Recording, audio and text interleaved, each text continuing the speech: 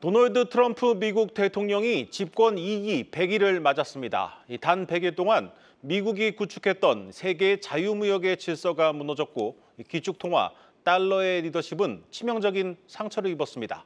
증권부 조영 기자와 자세히 들여다보겠습니다. 조 기자, 트럼프는 가장 성공적인 100일이라고 자화자찬을 하긴 했는데 네. 동시에 자동차 관세에서는 오히려 한 발 물러서는 모습을 보였습니다. 그렇습니다. 현지 시간 29일 트럼프 대통령은 취임 100일을 맞이해서 핵심 지지층이 자리한 러스트벨트, 미시간주에서 이 대규모 축하 집회를 열었습니다. 이 자리에서 트럼프는 미국 우선주의를 재차 강조하면서 자신의 취임 이후 인플레이션이 내려갔고 관세 협상 타결을 위해 세계 각국이 오고 있다며 경제 성과를 부각했습니다. 트럼프 발언 직접 들어보겠습니다.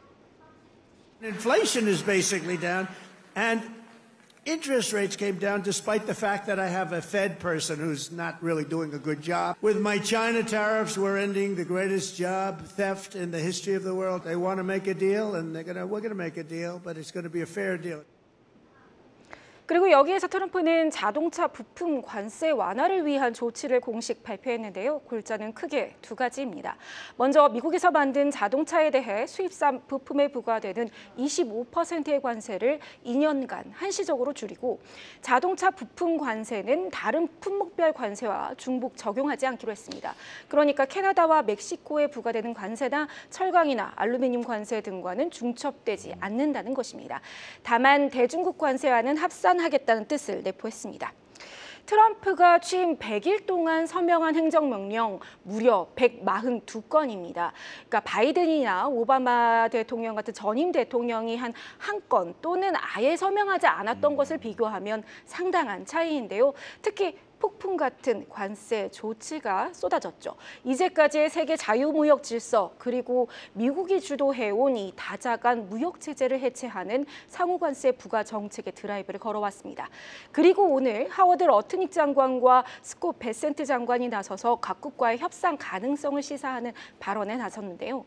러트닉 상무부 장관은 한 국가와의 첫 관세 합의가 발표에 가까워졌다라고 했습니다. 인도가 유력하다는 소식이 전해졌죠. 그리고 스콧 베센트 재무장관은 아시아 국가들이 가장 적극적이다. 그리고 한국과의 협상도 좀 윤곽이 잡혀가고 있다라고 하면서 관세 협상에서 미국이 주도권을 갖고 있음을 트럼프 취임 이후의 성과로 강조하는 모습이었습니다.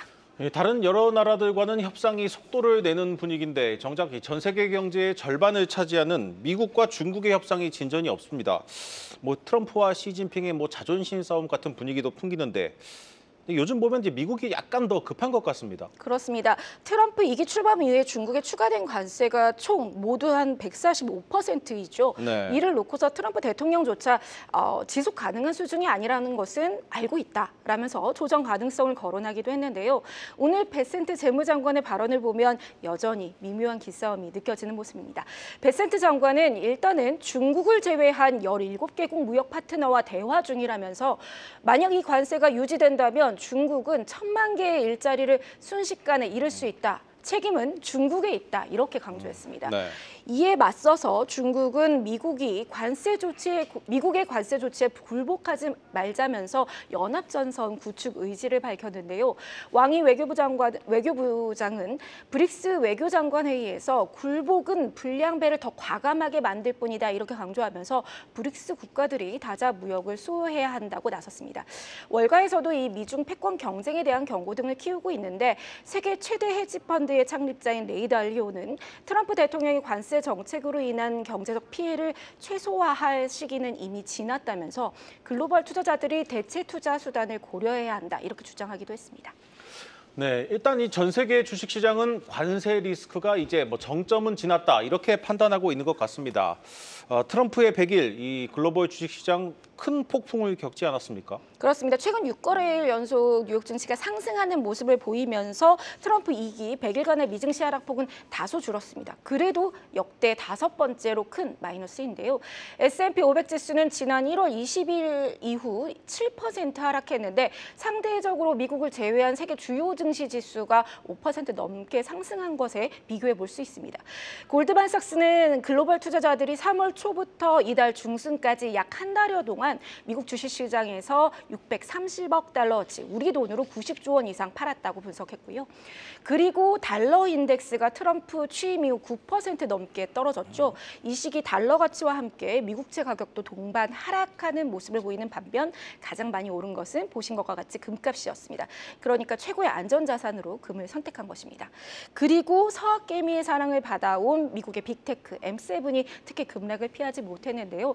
테슬라가 30% 넘게 빠졌고 엔비디아, 애플 역시 10% 후반대로 하락했습니다. 그러니까 미증시 대표 지수보다 낙폭을 더 키우면서 서학개미들의 미국 주식 보관액도 14조 원 가까이 줄어든 것으로 나타났습니다. 관세 부과와 또 유예를 반복하는 이 변덕스러운 정책 불확실성이 기업들의 투자를 움츠러들게 할 것이다. 이런 우려도 나오는 가운데 시장에서는 앞으로 몇 주간의 이 무역 협상에서 얼마나 큰 진전을 보이느냐가 앞으로 중요한 시험대가 될 것이다. 이렇게 전망했습니다. 네, 잘 들었습니다. 증권부 조현 기자였습니다.